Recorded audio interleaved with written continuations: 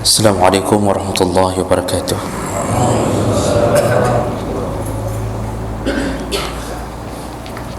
Alhamdulillahi rabbil alamin wa bihi nasta'in ala umuri dunya wal din. Asyhadu an la ilaha illallah wahdahu la syarika lah wa asyhadu anna Muhammadan abduhu wa rasuluhul karim. Allahumma salli wa sallim ala nabiyyina wa sayyidina Muhammadin wa ala alihi wa ashabihi ajma'in. Amma ba'd. Rabbi shrah li sadri wa yassir li amri wahlul 'uqdatam min lisani yafqahu qawli. Segala puji bagi Allah, kemudian salawat dan salam kepada Rasulullah, kepada keluarga dan seluruh sahabat-sahabatnya. Ya Allah muliakan bapak-bapak, ibu-ibu yang telah menyempatkan waktu berhadir, dan semoga kehadiran kita tercatat di sisi Allah Subhanahu wa taala. Bapak Ibu maka Allah, kita sudah membahas beberapa masalah di dalam bab kurban, karena kita memulai membahas bab kurban di pertemuan di minggu yang lalu. Di antara yang sudah kita bahas yaitu tentang makna kurban, kemudian hikmah kenapa disuruh berkurban, yaitu sebagai tanda rasa syukur kita kepada Allah. Lalu hukum berkurban menurut Hanafi wajib, menurut jumhur ulama sunnah muakkad. Ditegaskan oleh Imam Syafi'i bahawa bagi yang pribadi yang mampu, maka setiap pribadi tersebut disuruh berkorban. Itu sunnah ain. Ya. Ini yang perlu kita ulang sedikit. Setiap pribadi yang mampu terkena sunnah ain. Suami PNS, isteri PNS, itu dua-duanya disuruh berkorban. Bukan dalam satu keluarga satu korban. Tapi kalau dalam satu keluarga yang mampu cuma satu orang, maka mazhab Syafi'i menegaskan terkena sunnah kifayah. Satu orang yang berkorban kafa anil jami', maka yang lain gugur kesunnahan berkorban. Dan pahala didapatkan oleh satu keluarga. Jadi ada orang mengira selama ini dalam satu keluarga cukup hanya satu kurban. Itu kalau dalam satu keluarga yang mampu hanya satu orang, maka yang lain gugur sunnah berkurban. Tapi kalau setiap orang dalam keluarga itu mampu, masuk kategori mampu, maka setiap pribadinya disuruh berkurban. Jadi ibu-ibu berkurban juga. Dan kita sudah bahas ukuran mampu. Kita hanya perlu ulang bahawa hampir semua ulama menyebutkan mampu itu apabila sudah sanggup membeli seekor binatang kurban dan dia tidak mudarat hidupnya setelah membeli binatang kurban itu. Masih bisa hidup, masih ada harta lain. Bahkan mazhab Syafi'i mengatakan selama masih bisa hidup sampai hari tasyrik yang terakhir, sudah dianggap mampu berkorban. Jadi jangan selalu merasa tidak mampu. Kita yang selalu kikir kepada Allah, maka Allah pun akan menahan-nahan rezekinya, keberkahannya kepada kita.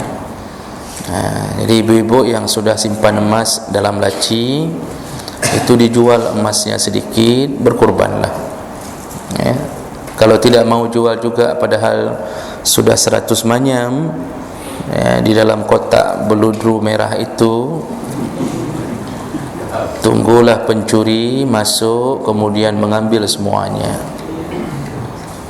Di saat itulah sia-sia seluruh apa yang kita simpan. Maka sebelum itu terjadi, buat Allah menyayangi kita, keluarkan. Baik, kemudian kita sambung, dan ini sebagai catatan. Ini karena saya mendengarkan sudah ada yang berfatwa bahawa boleh berkorban dengan menggantikan harga binatang kurban. Jadi misal kambing 2,5 juta. Mengingat Covid, ini fatwanya mengingat Covid, pandemi, dibolehkan untuk berkorban seharga dengan harga kambing tersebut. Jadi dia tidak beli kambing, tapi dia kasih 2,5 juta kepada fakir miskin. Alasannya karena lebih fakir miskin sekarang lebih butuh uang daripada daging. Itu alasan orang yang berfatwa ini. Bapak Ibu maka Allah, perlu saya pertegas melalui kalam para ulama, 4 mazhab sepakat mengatakan fala yujzi fiha daf'ul qimah. Kurban itu tidak boleh diganti dengan harganya.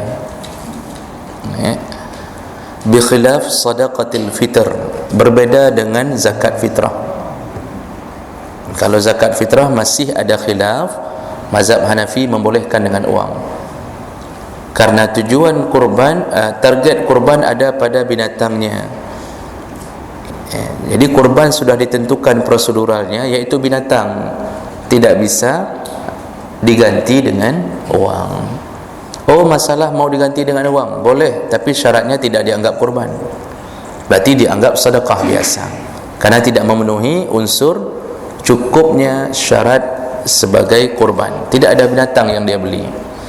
Jadi fatwa ini mulai beredar, dan sudah mulai yang bertanya, banyak yang bertanya, tidak boleh, sekali lagi, tidak boleh berkorban diganti dengan harga binatang tersebut. Baik, berikutnya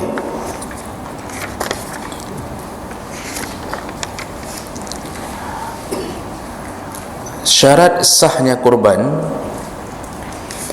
Jadi kalau syarat orang terkena kurban itu secara umum adalah mampu, itu syarat umum. Tapi ada syarat-syarat yang berkenaan tentang kurbannya. Baru sah kurbannya melihat beberapa syarat. Yang pertama, salamatul hayawan al-mudaha bihi minal uyub. Hewan harus terhindar dari cacat yang parah. Cacat yang parah itu terutama al-aura, yaitu buta. Jadi jangan sampai membeli kambing buta. Tapi butanya yang bagaimana? Al-bayyin, buta yang betul-betul buta. Jadi kalau cuma kabur tidak mengapa. Beli insto taruh, mungkin terlalu banyak nonton bola. Kambingnya maksudnya, bukan pemilik kambingnya. Jadi yang betul-betul buta. Jadi hati-hati. Bapak lambaikan tangan di depannya, tanya nampak tidak. Kalau nampak, maka bapak sudah berubah jadi kambing juga. Karena kok faham bahasa kambing. Nah, kemudian al-marad al-bayyin, tidak boleh membeli binatang kurban yang benar-benar sakit. Sakit, betul-betul sakit, itu nggak boleh, nggak sah. Stroke, jangan beli kambing stroke. Diabetes, asam urat, kolesterol, sama itu semuanya. Tapi kalau kambingnya cuma kam, tidak mengapa.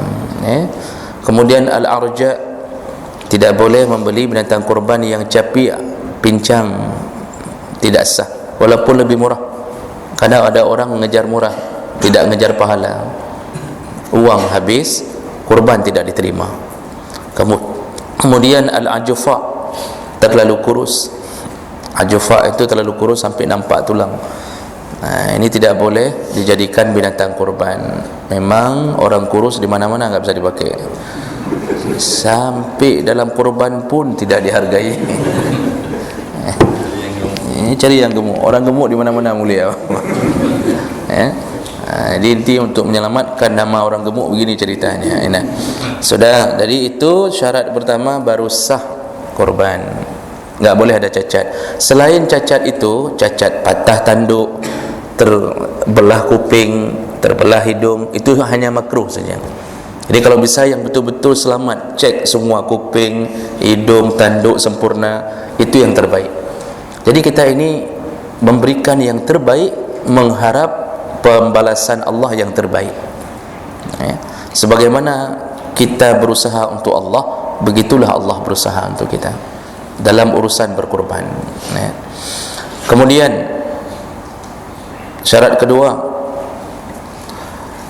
dia hanya bisa dilakukan di waktu tertentu. Jadi pengorbanan itu hanya bisa dilakukan di waktu tertentu, dan waktu yang dimaksud adalah mulai dari setelah salat hari raya Idul Adha sampai pada sebelum terbenamnya matahari di hari raya, di hari tasyrik yang terakhir.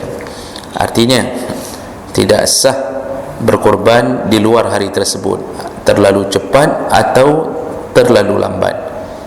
Jadi misal mau korban di malam hari raya, tidak boleh, atau setelah terbenam matahari di hari terakhir hari tasyrik, tidak boleh. Berikutnya ditambahkan oleh mazhab Maliki Islamuz Zabih. Ini ditambahkan oleh mazhab Malik, Islamuz Zabih, yaitu penyembelih harus orang Islam. Fala tasihu bizabhin kafir, tidak boleh disembelih oleh orang kafir. Tapi ini dalam mazhab Malik. Tapi selain Maliki itu menyebutkan begini, hendaknya tidak disembelih kecuali oleh orang muslim. Jadi lebih kepada makruhnya makruh mendekati haram. Makruh hukumnya disembelih oleh seorang zimmi al-kitabi. Makruh hukumnya kurban disembelih oleh seorang yang ahlul kitab, Yahudi dan Nasrani. Nah, kenapa mereka mengatakan jangan kasih sembelihan, jangan kasih izin orang yang menyembelih non muslim? Karena tidak tercapai makna, tidak tercapai makna. Dia tidak tahu apa itu kurban waktu dia sembelih. Artinya dia tidak tahu maksudnya apa, dan dia tidak mau mengucapkan zikir-zikir kepada Allah, padahal ada sunnah-sunnah berzikir kepada Allah ketika menyembelih. Kemudian syarat berikutnya, tidak boleh melebihi jumlah yang telah disepakati, yang telah ditentukan dalam syariat. Ini kita ulang sedikit saja. 1 kambing hanya untuk 1 orang. 7 orang boleh bersepakat atau bersyarikat untuk sapi dan unta. Jadi kalau kurang boleh, 5 orang bersepakat beli 1 sapi boleh, yang tidak boleh lebih. 8 orang tidak boleh, jangankan 8, 7,5 orang pun tidak boleh untuk membeli seekor sapi. Nah, kemudian bagi orang yang memiliki kurban itu juga ada syarat yang disepakati, yaitu al-muslim, harus orang Islam yang memiliki kurban. Lalu al-hur, merdeka. Al-baligh, orang baligh. Makanya anak-anak yang belum punya harta dan belum baligh itu tidak ada kewajiban untuk berkorban. Orang tua hari ini kadang-kadang mengatasnamakan anaknya yang masih bayi. Ini kembali seperti pemahaman kita yang minggu yang lalu, bahwa sebenarnya dengan si orang tua atau suami atau ayah berkorban, itu pahala itu diberikan untuk satu keluarga. Tapi kalau setiap anaknya sudah punya harta dan baligh, maka selayaknya semua mereka dalam keluarga berkorban, selayaknya. Kemudian al-aqil, berakal. Wal muqim, orang yang berdiam atau berdomisili di satu tempat. Al-mustati', lalu mampu. Jadi kalau tidak mampu, maka tidak ada kewajiban kurban. Sedangkan urusan musafir, ada yang mengatakan wajib sunnah kurban, ada yang mengatakan tidak sunnah. Kalau menurut Hanafi, tidak sunnah bagi orang musafir untuk berkurban. Kalau menurut Maliki, kurban itu hanya sunnah kepada orang yang tidak berhaji. Kepada orang yang berhaji tidak sunnah kurban, karena dianggap sudah musafir. Tapi menurut Syafi'i dan Hambali, sunnah hukumnya berkurban kepada muslim, juga musafir, juga orang yang berhaji atau selain keduanya. Karena Rasulullah pernah menyembelih di Mina. Jadi Rasulullah posisinya berada di luar kota Madinah, tapi dia menyembelih juga walaupun posisinya berada di Mina. Ini menunjukkan musafir pun ada sunnahnya untuk berkurban, orang berhaji pun ada sunnahnya untuk berkurban.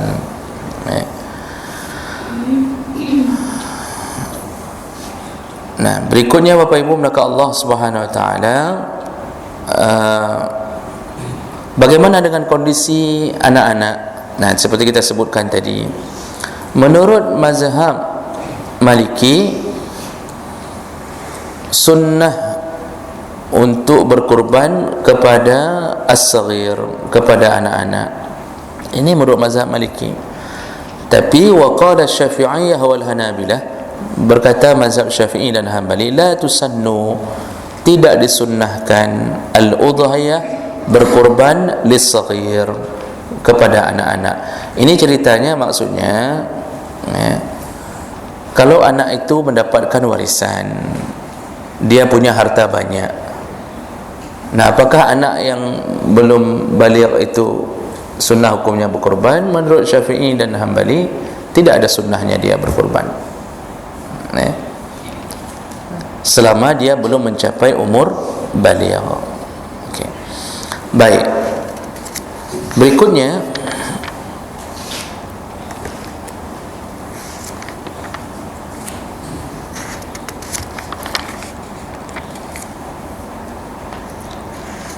ini permasalahan berikutnya kita lihat yang penting, karena ini pembahasan kurban panjang lebar, muka Allah.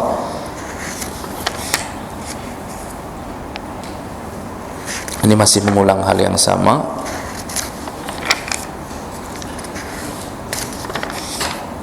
Kita akan lihat tentang hal-hal yang sunnah seputar masalah kurban. Apa-apa saja hal-hal yang sunnah seputar masalah kurban. Yang pertama, sunnah sebelum dilakukan penyembelihan, yaitu rabtul udhiyah qabla ayyamin nahri bi ayyam, mengikat binatang kurban beberapa hari sebelum terjadinya penyembelihan. Lama fihi minal isti'adad lil qurbah, karena itu termasuk persiapan untuk mendapatkan kedekatan atau mendekatkan diri kepada Allah. Wa idharur raqbah fiha, dan itu juga menampakkan rasa taat dan cinta kepada Allah. Fayakunu lahu fihi ajrun wa sawab. Sebelum disembelih saja, ketika kita sudah ikat, pelihara, itu semua sudah memunculkan pahala. Dan kemudian hendaknya seseorang memuliakan binatang kurbannya. Maksud memuliakan, berikan makanan terbaik. Itu jadi benar-benar seseorang hendaknya menjaga binatang kurbannya. Kenapa begitu? Berdasarkan ayat Allah, wa may yu'azzim sya'airallah fa innaha min taqwal qulub. Barang siapa yang mengagungkan syiar-syiar Allah, maka itu bahagian daripada ketakwaannya hati seorang hamba. Mengagungkan itu termasuklah dengan cara membeli beberapa hari sebelum terjadinya penyembelihan, lalu mengikatnya, lalu memeliharanya, memberi makanan-makanan terbaik. Itu termasuk mengagungkan syiar Allah. Jadi kita menjaga binatang tersebut. Wa ayyasuquha ila al-mazbah suqan jamilan la anifan. Dan ketika dia membawa binatang tersebut ke tempat penyembelihan, maka bawalah dengan cara yang baik. Wa alla yajurruha birijliha, jangan memakai kaki. Artinya begini, jangan tendang, jangan marah-marah. Jadi ini kita sudah, ini berbeda nih. Ini binatang ini memang sudah kita mau persembahkan ke Allah. Kita pelihara binatang ini karena ketaatan, maka sampai waktu membawanya pun itu enggak boleh dalam keadaan tidak baik. Tak denak kambing, kajak baga bacut, karak mati ke bacut tu, mantang ke pegang reman, tak ada kutakak ke, macam model itu enggak boleh. Bawa, tarik dengan baik. Kemudian kalau melawan sedikit, ya namanya juga kambing. Ini karena kita sudah terbiasa pukul anak dengan cara begitu, akhirnya kambing pun kita lakukan begitu. Jadi tidak boleh membuat keburukan pada binatang kurban tersebut. Itu sunnahnya. Kemudian makruh hukumnya, ini masih sunnahnya, tapi mau disambung dalam urusan memelihara. Ketika memelihara kambing tersebut, wa yukrahu liman ishtara udhiyah, bagi orang yang sudah membeli binatang kurbannya, makruh hukumnya ayyuhallibaha, makruh mengambil susunya, wa ayyujza sawfaha, dan makruh hukumnya mencukur bulunya. Jadi ini mungkin kita beli sudah 2 minggu sebelum penyembelihan, rupanya dia ada susu, lalu kita perah susunya, lalu kita ambil bulunya, kita ambil manfaat dari binatang tersebut sebelum terjadinya penyembelihan. Itu makruh. Rukuban, makruh hukumnya menaikinya, au hamlan, atau menyuruh membawa sesuatu ke atas tubuhnya. Jadi kita jadikan dia dang-dang tasi, dacok manfaat. Kita naik ke atas sapi itu, kita suruh bajak sawah, lalu kita jadikan sebagai kenderaan bawa barang. Nah ini tidak dibolehkan dalam arti kata makruh. Au yantafi' bilahmiha idza sabaha qabla waqtiha, dan juga tidak boleh mengambil daging dari binatang kurban tersebut kalau dia menyembelih sebelum waktunya. Jadi misalnya ada orang menyembelih sebelum waktu kurban, tetap binatang yang sudah diniatkan kurban itu tidak boleh diambil dagingnya kalau sudah diniatkan untuk kurban. Tapi kalau dilakukan setelah penyembelihan, maka memang disuruh makan sepertiganya.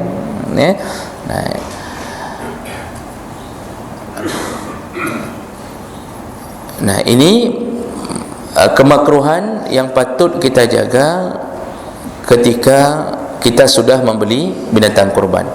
Jadi Bapak Ibu, lebih bagus beli binatang kurban itu beberapa hari sebelum terjadinya penyembelihan, itu lebih bagus. Berikutnya, ketika proses penyembelihan ada sunnah-sunnahnya. Yang pertama, ayyazbah binafsih, sebaiknya seseorang menyembelih dirinya sendiri yang menyembelih, bukan menyembelih dirinya sendiri. Sebaiknya seseorang menyembelih dengan tangannya sendiri. Ini salah bahasa, salah makna. Sebaiknya seseorang menyembelih dengan tangannya sendiri. Itu sunnah. In qadara alaihi, kalau dia mampu melakukannya, li'annahu qurbah, dan itu lebih dekat dengan urusan maksud mendekatkan diri kepada Allah. Fa mubasharatuha bi nafsihi afdal min taulatiha ghairahu, menyembelih sendiri itu lebih mulia daripada mewakilkannya kepada orang lain bagi yang mampu. Masalahnya tidak semua kita mampu berhadapan dengan kambing. Ada yang takut dengan darah, ada yang tidak terbiasa menyembelih karena dia orangnya romantis, jadi enggak biasa nyembelih. Nyamuk aja enggak berani pukul. Nyamuk aja enggak berani pukul, kayak mana dia mau pegang pisau untuk nyembelih leher kat ini. Jadi enggak sanggup. Atau tidak bisa. Yang tidak bisa ni yang paling bahaya. Tidak bisa tapi sok-sokan untuk pegang pisau nyembelih, pas dia sembelih bukan badaku ke nampak. Ini cukup berbahaya, ini menyiksa. Bagi yang mampu lebih bagus sembelih sendiri. Maksud sembelih sendiri, ambil pisau sendiri, lakukan penyembelihan. Jadi panitia itu lebih baik bertanya dulu kepada pemilik, ini mau nyembelih sendiri atau diwakilkan. Kalau seorang pemilik sudah biasa nyembelih, biarkan dia yang menyembelih, karena itu pahalanya lebih besar, termasuk sunnah. Karena Nabi selalu menyembelih sendiri, kecuali di tahun terakhir Nabi hidup, beliau menyembelih 100 ekor unta, 63 ekor beliau sembelih sendiri. 63 ekor beliau sembelih sendiri. Sudah enggak sanggup lagi tangannya, baru disambung oleh Ali bin Abi Thalib. Beliau selalu nyembelih sendiri. Maka paling bagus itu Pak, nyembelih sendiri kalau sanggup, kalau bisa. Ini yang tadi saya sebutkan tadi adalah hadis Nabi. Apa dalilnya nyembelih sendiri? Annan Nabi saqa mi'ata budunah. Nabi pernah menyembelih 100 ekor unta. Fanahara minha nifan wa sittina biyadihi asy-syarifah. Dan dengan tangannya yang mulia beliau menyembelih hampir mencapai 63 ekor atau 60 lebih. Summa a'ta al-muddiyah sayyidina Ali radhiyallahu anhu fanahara al-baqi.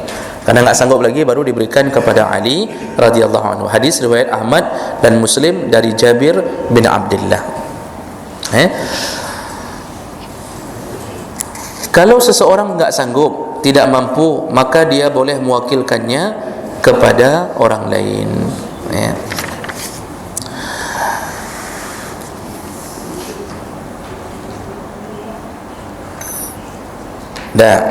Kalau dia wakilkan kepada orang lain, Bapak Ibu, maka orang tersebut yang mewakilkan itu seakan-akan pemilik kurban. Jadi dalam kurban enggak ada cerita amil kurban, enggak ada. Berbeda dengan zakat. Kalau zakat itu amil zakat, ada hak.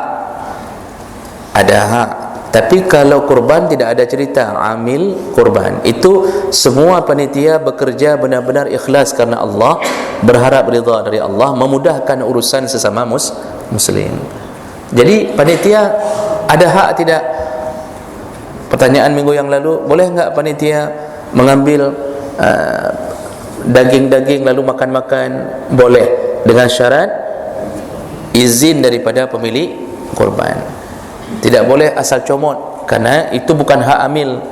Jadi kalau mau makan-makan dengan ini, boleh mengambil dari izin pemilik kurban, karena pemilik kurban berhak memberikan sepertiga kepada yang dia suka-suka.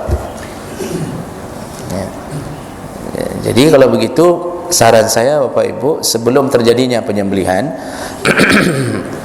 lebih baik kumpulkan pemilik kurban, lalu musyawarahlah dengan hal-hal yang akan terjadi.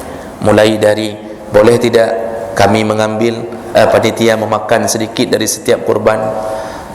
Kalau satu orang saja mengatakan, oh hanya tak boleh, saya enggak izin, panitia bilang, kalau enggak izin kakau gero aku.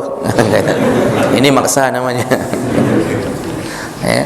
Misal pemilik kurban bilang, oh enggak izin, kalau enggak izin enggak usah kasih ke sini, potong aja sendiri. Udah mulai marah-marah. Ini berarti kita sudah maksa. Kalau dibilang satu orang enggak boleh, maka tidak ada hak kita mengambil dari kurban dia. Dan orang yang tidak mau memberi ini punya hak tidak memberi, tetapi ya potong sendirilah kalau begitu. Itu lebih aman. Sudah. Berikutnya, sunnah berikutnya ketika proses penyembelihan, wa yustahabbu ayatawajjah az-zabih ila al-qiblah. Sunnah hukumnya penyembelih menghadap ke kiblat. juga menghadapkan binatang kurban, juga meletakkan binatang kurban, merebahkan binatang kurban ke atas rusuknya yang kiri. Ini proses penyembelihan. Orang yang berkurban menghadap ke arah kiblat. Orang yang berkurban menghadap ke arah kiblat. Jadi ke sini menghadapnya apa? Ini panitia harus ngatur, karena enggak semua penyembelih faham tentang sunnah ini.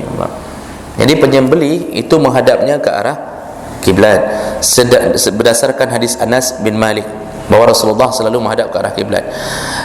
Dan juga binatang yang dikorbankan direbahkan ke rusuk yang kiri, ya, rusuk yang kiri. Nah, begitu cara merebahkan binatang. Lalu wa yustahabbu ayyahdura al-mudahi az-zabah. Sunnah hukumnya pemilik kurban untuk menghadiri proses penyembelihan walaupun dia tidak menyembelih sendiri, tapi sunnah hukumnya dia menyaksikan, menghadiri proses tersebut, sunnah. Jadi enggak wajib. Berdasarkan dalil dari Nabi kepada Fatimah, wahai Fatimah, qumi ila udhiyatiki. Fatimah, pergilah, lihatlah, ya, fashhidiha, lihatlah proses penyembelihan binatang kurbanmu. Fa innahu yaghfiru laka 'inda awwali qatratin min damiha kulla zambin amaltihi. Karena setiap darah yang menetes dari binatang kurbanmu bisa mengampunkan dosa-dosamu. Jadi Rasulullah menyuruh Fatimah untuk menghadiri proses penyembelihan. Hadis riwayat Al-Hakim, Baihaqi dan Tabrani, juga disebutkan di dalam beberapa riwayat yang lain. Kalau tidak menghadiri bagaimana? Tidak mengapa. Seandainya memang kita ada uzur, ini hanya perbuatan sunnah, paling bagus menghadiri. Kemudian ketika terjadinya penyembelihan, maka pemilik kurban itu hendaknya berdoa. Apa doanya? Allahumma minka wa laka salati wa nusuki wa mahyaya wa mamati lillahi rabbil alamin la syarika lahu wa bidzalika umirtu wa ana minal muslimin. Betul apa lagi? Baca Al-Fatihah. Yang sembahyang. Jadi ada orang kadang-kadang enggak sadar karena sudah terkena doa iftitah disambungnya dengan Al-Fatihah. Ini doa ketika menyembelih, berdasarkan hadis Fatimah. Jadi Rasulullah yang ajarkan ke Fatimah. Jadi Fatimah bacanya Allahumma minka, ya Allah ini darimu, walaka salati, ku persembahkan salatku untukmu, wa nusuki, dan kurbanku, wa mahyaya, hidupku, matiku, semuanya bagi Allah. Ini kan mudah dihafal. Berarti cuma tambah Allahumma minka, ya Allah ini darimu, walaka salati. Selanjutnya langsung sambung ke doa iftitah, wa nusuki wa mahyaya mati lillahi rabbil alamin la syarika lahu wa bidzalika umirtu wa ana minal muslimin. Ini doa ketika menyembelih. Oh, enggak sanggup dihafal, namanya juga sunnah. Oh, mau doa yang lain, misal bapak mengucapkan dengan bahasa sendiri, ya Allah nak terima kurban long, ya Allah ku kalau minta kurbannya, saya menabung puluhan tahun, ya Allah. Allah dengar doa itu dan Allah tahu apa yang sedang diinginkan oleh seorang hamba. Karena dulu pun para nabi itu dicatat doa-doa mereka di dalam Al-Quran bukan duluan diajarkan Allah, tapi mulut mereka duluan yang mengucapkannya dengan ta'zimnya kepada Allah. Doa Nabi Yunus, doa Nabi Adam, doa Nabi-Nabi, semuanya mereka mengucapkannya dengan gaya bahasa sendiri. Lalu kemudian doa itu mulia, Allah kembalikan doa itu di dalam Al-Quran sebagai pelajaran bagi kita. Nabi Nuh bercakap-cakap dengan Allah, ya Allah aku telah mengajak mereka berpuluh tahun lamanya, ketika aku ajak ada yang menutup telinganya, ya Allah tidak mau mendengarkan dakwahku, maka hancurkanlah mereka ya Allah, jangan biarkan satu pun biak mereka ya Allah. Itu dalam doa-doa Nabi Nuh. Nabi Yunus itu doa di dalam perut ikan, itu bukan diajarkan Allah duluan, tetapi dia keluarkan dengan kenabiannya, dengan rasa taubatnya kepada Allah. Jadi bolehkah berdoa selain daripada doa ini? Boleh. Cuma lebih bagus doa ikuti doa yang diajarkan oleh Nabi sallallahu alaihi wasallam, karena tidak ada rekomendasi doa yang terbaik selain daripada doa-doa diajarkan oleh Rasulullah sallallahu alaihi wasallam. Nah, berikutnya summa yaqul, sesudah membaca doa, ketika proses mau tarik pisau, maka bacalah bismillahi Allahu akbar Allahumma taqabbal minni. Itu salah satu doa lanjutan ketika mau disembelih. Tadi kita berdiri dulu baca doa tersebut dah. Jadi bacanya bismillahi Allahu akbar Allahumma taqabbal minni, dengan nama Allah, Allah Maha Besar, ya Allah terimalah ini dariku. Dan ini berdasarkan hadis Jabir radhiyallahu anhu. Kata Jabir, "Shallaitu ma'a Rasulillah sallallahu alaihi wasallam Aid al-Adha." Aku pernah salat Idul Adha bersama Rasulullah. Falamma insarafa, ketika sudah selesai salat, atta bikabashin, langsung Rasulullah mendatangkan seekor kibas, fazabahahu, lalu dia menyembelih sendiri. Faqala, dan ketika menyembelih aku mendengarkan dia berkata, bismillahi Allahu akbar Allahumma hadza anni, ya Allah inilah dariku. Ditambahi wa amman lam yudahi min ummati, dan dari semua umatku yang tidak mampu untuk berkurban. Ini doa ini khusus bagi Nabi yang model doa seperti ini. Bapak jangan nyambung wa amman ummati man lam yudahi, dan dari umatku. Partner umat kena yang umat, kita lah umatnya. Jadi jangan asal hafal, cukup sampai Allahumma hadza anni atau Allahumma taqabbal minni, ya Allah terimalah dariku. Nah, kemudian yang terbaik ketika menyembelih, mana duluan? Ni kambing banyak, Pak. Ni kambing banyak. Mana duluan yang kita ambil? Ada sebahagian orang ngambilnya punya fulan duluan, karena fulan mungkin tua apa kan. Padahal yang disebutkan wal mustahab fil udhiyah, yang paling bagus dalam proses penyembelihan adalah memulai dengan asmanuha wa ahsanuha wa a'zamuha. Jadi ketika proses penyembelihan, kalau kambing itu enggak disembelih sekaligus satu-satu, maka mulailah dulu yang paling gemuk, paling baik, mulailah dulu, nanti tinggal yang belakang-belakang yang kurus-kurus. Memang kurus-kurus memang bermasalah selalu dalam kurban, sudah.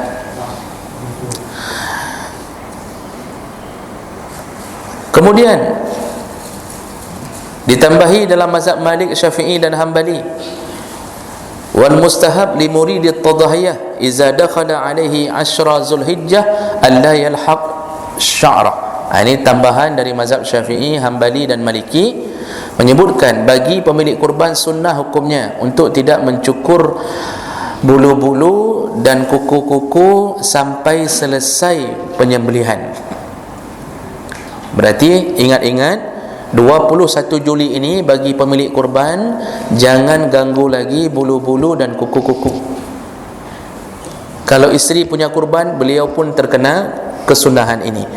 Jadi makruh hukumnya, bukan haram. Bukan gara-gara tiba-tiba kita potong langsung batal kurban, tidak. Ini hukumnya sunnah. Sudah pernah disebutkan dalam mazhab Syafi'i, maksudnya agar hari kiamat seluruh bulu-bulu dan kuku-kuku yang panjang itu menjadi saksi untuk membela kita di hari kiamat. Makanya ciri-ciri orang berkorban, Pak, itu biasanya salat Idul Adha ini semak ni dah 10 hari, karena dari tanggal 21 itu kalau disembelih hari raya pertama, tapi kemungkinan kecil disembelih hari raya pertama karena hari Jumaat. Disembelih hari raya keempat, terpaksa bertahan 4 hari lagi, Pak. Jadi ini semak ni, kalau orang yang punya kurban begitu, nanti kuku panjang gigi taring keluar, kemudian mata merah, rambut macam modelah. Jadi ini hukumnya makruh. Bahkan sebahagian murid-murid Hambali langsung mengatakan yuhram, haram hukumnya. Karena berdasarkan hadis Nabi, yaitu tentang Nabi melarang seseorang untuk mengganggu kuku dan bulu-bulunya. Tapi sebenarnya ini lebih jatuh kepada makruh. Jaga-jaga. Jadi kalau mau rapi-rapi Pak, itu tanggal 20 Juli. Jangan lupa, ibu ingatkan suaminya, bang ini 20 Juli, besok udah nggak boleh lagi cukur-cukur. Hari ini bersihkan. Jadi hanya berlaku pada kuku dan bulu, tidak berlaku pada gigi. Jadi jangan sampai nggak sikat gigi selama 10 hari. Ini ada habis dalam pengajian dengar otewo kan nggak boleh sikat gigi selama belum dikorbankan. Ini nggak berlaku, sikat gigi tetap disuruh.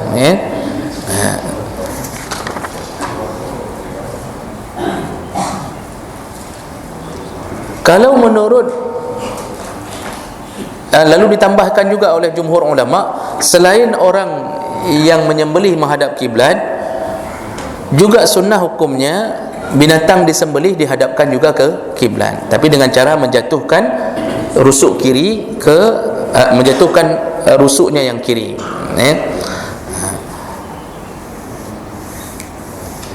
Baik, saya rasa itu. Satu lagi Bapak, hendaknya seseorang mempertajam pisau penyembelihan agar tidak menyakiti binatang kurban. Lalu jangan nampakkan proses penyembelihan kepada temannya yang lain.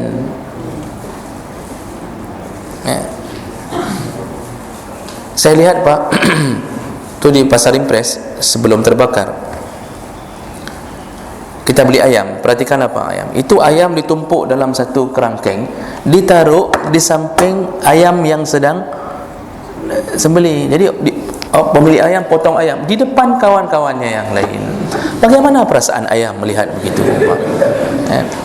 Ini enggak bagus. Makruh hukumnya di saat menyembelih menampakkan proses penyembelihan kepada teman-teman yang lain. Kan mereka mendadak. Mereka sudah tahu kapan doka lewat sabah tu. Kenapa ini sunnahnya disuruh jaga Pak? Karena kalau binatang lain melihat proses penyembelihan, itu akan menciutkan darahnya sehingga menyebabkan tidak segarnya daging. Maka cara menyembelih, yang lain simpan dulu ke belakang, tarik satu-satu. Jangan sampai dilihat oleh yang belum disembelih. Begitu sunnah ketika kita melakukan kurban. Kita sambung insya-Allah di pertemuan yang akan datang dengan ada beberapa permasalahan yang harus kita jawab.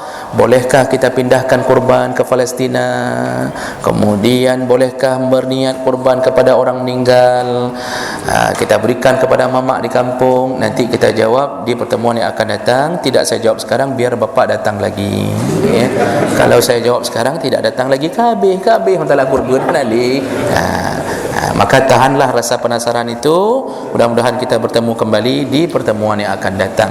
Subhanakallahumma bihamdik asyhadu an la ilaha illa anta astaghfiruka wa atubu ilaik. Wassalamualaikum warahmatullahi wabarakatuh.